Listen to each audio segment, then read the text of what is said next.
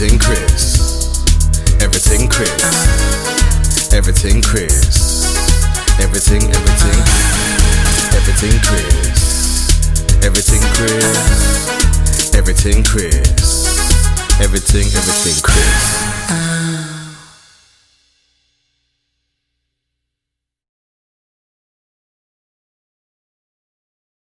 For 2 years of winning MVP. No, I think that was amazing. For that one, again, it was amazing for British basketball because it's like you're seeing Americans win MVP all the time. Like, what was the going to win those MVPs? What was some of the toughest challenges? Like, who do you think was like some of the tough players you went up against? Not to say that your main goal was MVP, obviously you're trying to win, but who do you reckon was the toughest players that you went up against to winning that award? And the toughest challenges as well. What like? Do you mean like the players that were like in the run for the MVP, or like the guys that I went head to head with, basically? In the run for the MVP. So some of the guys who was in the run for the MVP. Because I think prior to you winning it, Fletcher won it a few times. Yeah, and then, yeah. I think he won it twice as well. Yeah. My first year, there was a guy at Newcastle called Jason Page. He was a killer. Like he was an absolute killer, man. And I remember it was funny because we played Newcastle at like one of the last games of the season, and that game kind of decided whether we finish in second place or if they finish in second place. So that game was basically like to decide who was the MVP, pretty much, because like it was like me and him were like the only two players that people were speaking about. So that was like a huge game, like right, like, you got to win this game, because usually, they give the MVP to the best player on the best team. Like it's not only an individual accolade. So he was super tough. Athletic, could shoot it, could dunk it, handle it, defend. And then my second year was actually a bit harder, to be honest, because like guys like Fletcher came back. Fletcher came back. You had the guy from Plymouth, Nichols, Deontay Nichols. Yeah.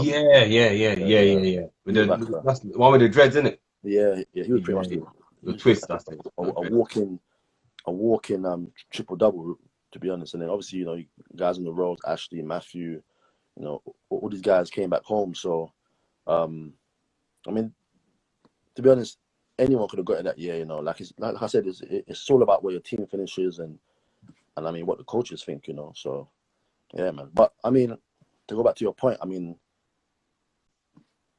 to have had Jimmy see that would have been, amazing. Like it's just it's pretty unfortunate that he couldn't see, but obviously I know he's proud of me. So he's somewhere down watching down on us anyway, man. So of course.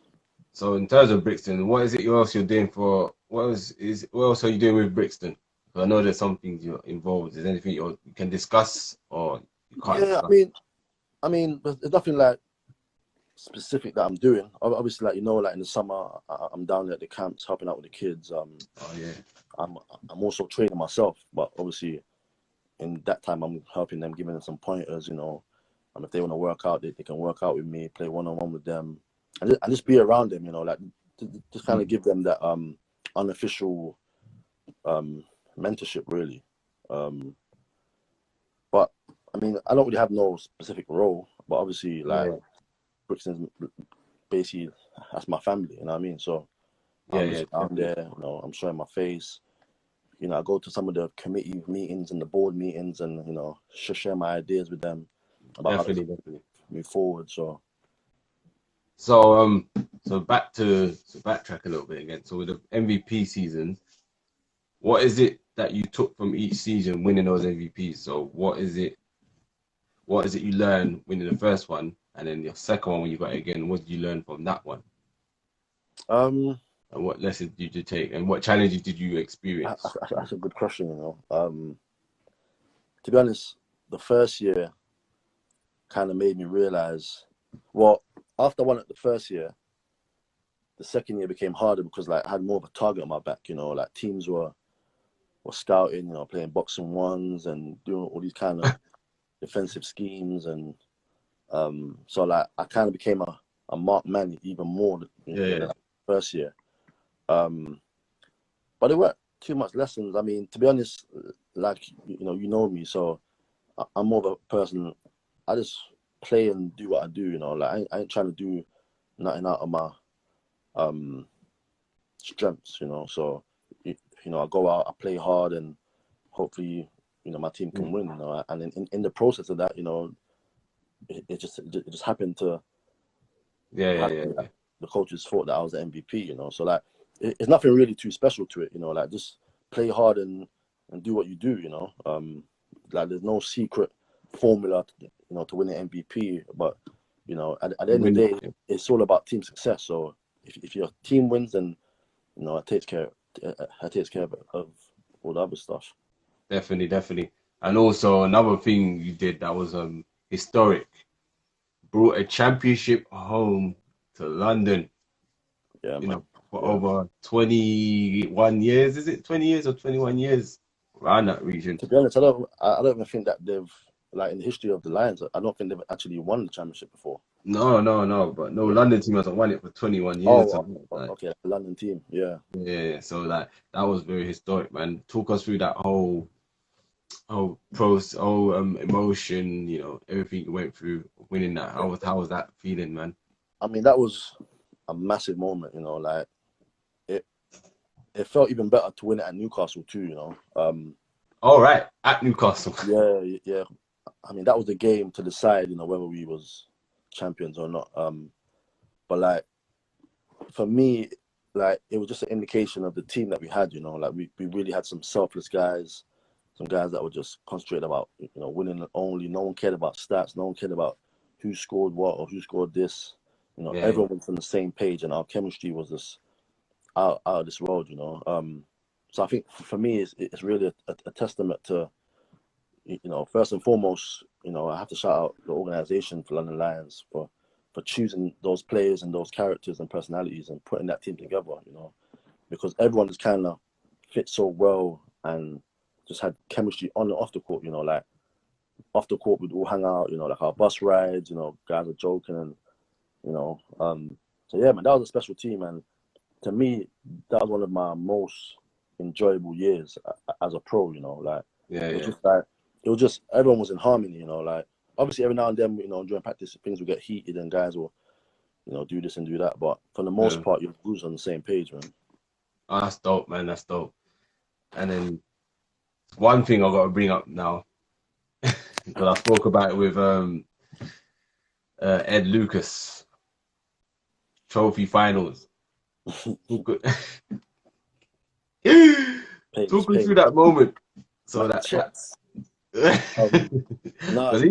he told us the story of what you two spoke about that moment. So I was yeah. I mean, obviously, someone like Ed's like my little brother, you know what I'm saying? Yeah. So I'm happy for him, but at the same time, I'm still in pain about that. But to be honest, I remember the play, and I remember people saying no threes, because we was up 3. Yeah. Like 2 seconds. Seconds to go. Yeah, like something crazy like that. So I remember Matthew having the ball up top, and I was guarding Ed on the wing, and Matthew picked up his dribble. Don't ask me why I wasn't in the passing lane already. Like I was kind of like in limbo, like in no man's land, you know. Yeah. It's basically like a mental lapse. Like don't ask me how. I remember him passing to Ed, and obviously, like, you know, Ed's one of the best shooters in the league. Yeah. But he was a step away from the 3-point line. But in my mind, I'm just thinking close out so he doesn't shoot. Not knowing that he's a step behind the 3-point line. So as I close out and go by him, he takes one dribble to the 3-point line. And it's just, man, this cash, you know what I'm saying? And then after he made that, all the momentum just went to them, and, you know, we was like, I wouldn't say defeated, but it was just like all the hype was kind of swayed to them, you know. Yeah, man, that was painful, man. That was painful. That was I remember that. I mean, I spoke about it with Ashley, you know. That game was a epic game, you know. Like there was so much British talent on the floor. Oh, it was amazing. So many guys from London that grew up playing together. And it was an amazing game, you know. I went to overtime, and You know, they You know what it felt like? It felt like a Wednesday night at Brixton for a moment. It just felt like there was, because I was watching a game and obviously there was plays, but there was no. It didn't seem like there was a specific play. Everyone was just like, you know, everyone was giving each other what yeah, each other was giving. yeah, It was a great game, man. And it was like I said to Ashley earlier. It didn't feel like no one made any mistakes. It was like everyone was on point, and if one and slight mistake was made, the only mistake made was by me. So so that last one, it was like, oh shit, because yeah, man, it was tough, man. They were down it 3. It happens was though. good. Like it's, you know, in sport, you have to realize that, you know, when you give, you have to take. You know, so like, you know, you can't just be all about winning. Like, you know, you have to know how to lose and how to take it, how to bounce back. You know. Yeah, man, definitely. That's what makes you better, But definitely. yeah, like as a team, we could have easily folded and said, "Oh, you know, we're done." But we stuck with it and we were champions. You know, so Definitely, man.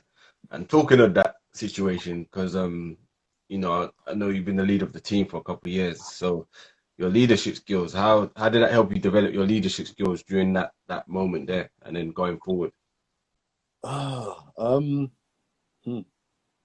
I mean, that was a tough moment. You know, like Yeah, I mean, after that happened, I was pissed for like a week. You know, like, I was really upset at myself, and I blamed myself, and you know, like yeah, I came out and I apologized to my team. You know, I was like, you know, like I'm the reason why we lost that game. You know, like that should never happen. You know, especially someone like me who's played in how many countries and leagues, and yeah. you know, like it was. I mean, like I said, it was a mental lapse. You know, and it should have never happened. You know, who knows? Maybe if I would have jumped in the passing lane, you know, then the game's over. You know, we would have It been, happens. yeah, you know. So, but I mean, you kind of got to put things into perspective. You know, like at the end of the day, it's just a game. No one got injured. Everyone's alive. You know, That's we it. made out the game healthy, and you know, like I just put life into perspective. You know, I was thankful for, you know, my career. You know, my teammates, my family. So yeah, man. You know, it's one of the things, man. You got to bounce back. You know, Yeah. it's life. It's life. Yeah. Another one as well. Everything, everything Chris. Everything Chris. Everything Chris. Everything Chris.